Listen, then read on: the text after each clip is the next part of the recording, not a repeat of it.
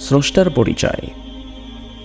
আমাদের যিনি সৃষ্টি করেছেন, জগতের সকল কিছু যিনি সৃষ্টি করেছেন, পৃথিবীর সব কিছুই যার পরিকল্পনা ও পরিচালনায় শৃঙ্খলিতভাবে চলছে, তিনি তার পরিচয় গোপন রাখেননি। সেই মহান সত্তা নিজেই তার যথার্থ পরিচয় আমাদের সামনে তুলে ধরেছেন।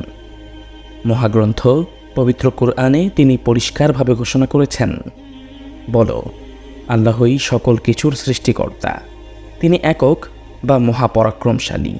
সূরা আর-রাদ আয়াত 16। আল্লাহ তাআলা যে শুধু আমাদের সৃষ্টি করেছেন তাই নয়, বরং তিনি আমাদের একমাত্র প্রভু।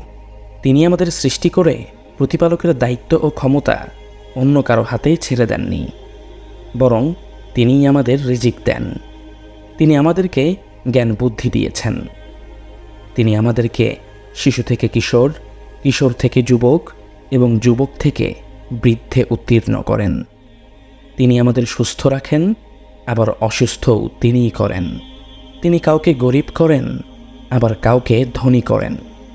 কাউকে রাজা বানান, কাউকে বানান প্রজা। খাদ্যশস্য তারই অনুগ্রহের সৃষ্টি। মানুষ ইচ্ছা করলেই বাম্পার ফলন ফলাতে পারে না, যেমন পারে না ইচ্ছা করলেই বন্যা ঘূর্ণিঝড় ঠেকাতে। অতএব আমাদের সৃষ্টির পাশাপাশি আমাদের প্রতিপালনের একমাত্র প্রভু আল্লাহ তাআলাই।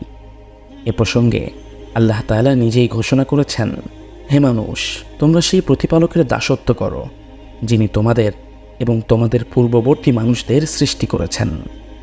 তাহলেই কেবল তোমরা পরিত্রাণ পেতে পারবে। আল্লাহ তাআলা আমাদেরকে তাহলে কেন সৃষ্টি করেছেন? আমাদের সৃষ্টির পেছনে মহান রব্বুল আলামিনের কি কোনো উদ্দেশ্য নেই? অবশ্যই রয়েছে। আল্লাহ তাআলা অনর্থক উদ্দেশ্যহীনভাবে আমাদের সৃষ্টি করেননি।